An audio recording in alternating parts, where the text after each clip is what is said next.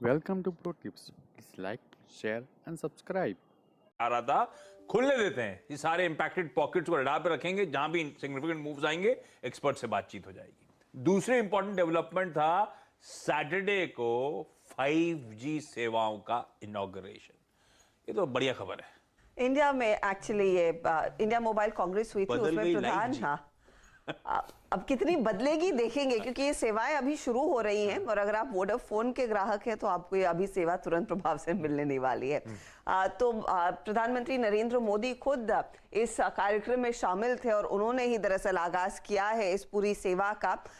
यहाँ पर of course बड़ी क्रांतिकारी अचीवमेंट्स हासिल की जा सकती है 5G के इस्तेमाल से, ये प्रधानमंत्री नरेंद्र मोदी ने बोला। और ऑफ कोर्स उसके बाद जो तमाम टेलीकॉम हेड्स थे उन्होंने भी साफ किया कि किस तरह से दरअसल इस सेवा का इस्तेमाल किया जा सकता है। तो भारतीय पहली कंपनी बनी है दरअसल 5G सर्विस लॉन्च करने के लिए। उन्होंने दरअसल कहा है कि दिल्ली, मुंबई, बनारस, बैंगलोर के साथ 8 शहरों में वो सर्विस सैटरडे यानी कि शनिवार को ही लॉन्च कर दी गई।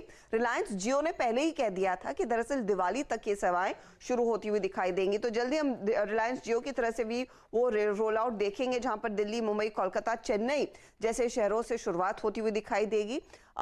रिलायंस का इरादा है कि दिसंबर 2023 तक देश भर में दरअसल ये 5G सेवा की शुरुआत हो जाए, जहां पर एयरटेल कह रहा है कि मार्च 2024 तक ये सेवाएं वो देते हुए दिखाई देंगे। अभी तक वोडाफोन आइडिया की तरफ से कोई अपडेट नहीं आया है कि वो कब तक ये सेवाएं शुरू करते हुए दिखाई देंगे। लेकिन वाकई में ये एक बड़ी उपलब्धि मानी जा रही है, क्योंकि IoT, इंटरनेट ऑफ थिंग्स जिसे हम कहते हैं, AI, ML, इस सब के इस्तेमाल के लिए बड़े पैमाने पर ये तमाम जो एंटरप्राइजेज हैं वो 5G सेवा इस्तेमाल करना चाह रही हैं। तो उनके लिए एक पॉजिटिव है और आम ग्राहकों के लिए भी एक बड़ा पॉजिटिव। ठीक है, जियो करेगा दिवाली से। भारती ने ऑलरेडी शुरुआत कर दी 8 शहरों में। तो जिनके पास 5G इनेबल्ड फोन्स हैं वो स्विच ऑन उस सर्विस की तरफ बढ़ सकते हैं। हालांकि लास्ट अपडेट था कि भारती ने टैरिफ्स अभी क्लियर नहीं करी हैं 5G सेवाओं की। पर इस इवेंट से पहले फ्राइडे को भारतीय एयरटेल के स्टॉक में बहुत बढ़िया मूव आया था। लाइए स्टॉक स्क्रीन पे 4.5% मजबूती के साथ भारतीय एयरटेल का स्टॉक कामकाज कर रहा था। महेश,